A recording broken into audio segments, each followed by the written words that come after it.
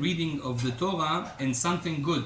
Sometimes you read a parasha, and in certain aliyot, it's finished with bad things. For example, Chaz v'Shalom, in Parashat HaCharemot, sometimes the aliyah finished v'dameim bam. Yeah, someone died, or something bad happened. Or in Parashat Pinchas, we have magifa, a plague.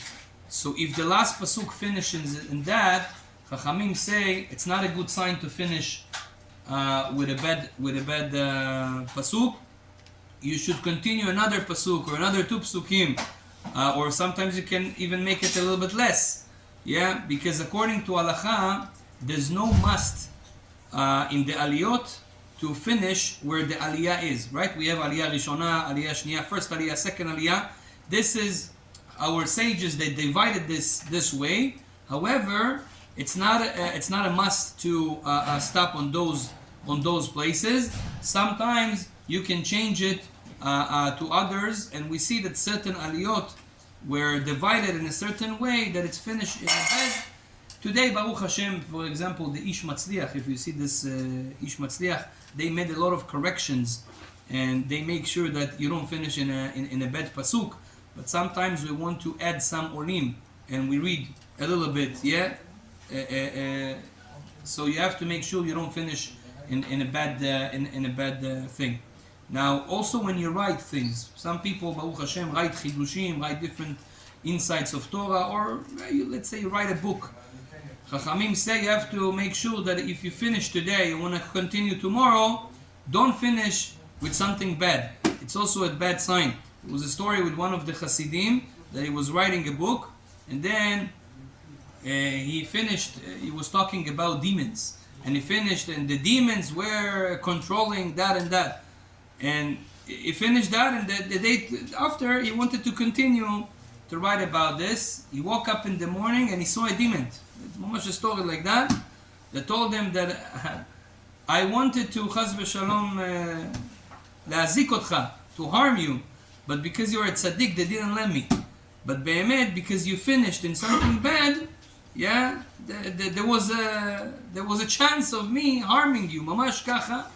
So we see it's not just stories. This is the things that are mamash important. Aben Ish Chai, his father, Rabbi Eliyahu Chaim, in the last year of his life, Tariyat, Tafresh Yutet, he passed away very early, 52 I think he was, if I'm not mistaken. And that year, it was Parashat Behar Bechukotai, they were together. And he had a minhag to go make aliyah to combine the two parashiyot. So aliyah revi, and this aliyah revi was there was a pasuk im merabot bashanim veim meot bashanim, and that's how it finished. Meot bashanim means, and if your years will be less. It starts shorter. Your years of life will be shorter. It starts with your years of life will be longer, and then it finished. So then, when they finish on that pasuk, he was worried. It's not a good sign. Your years will be shorter.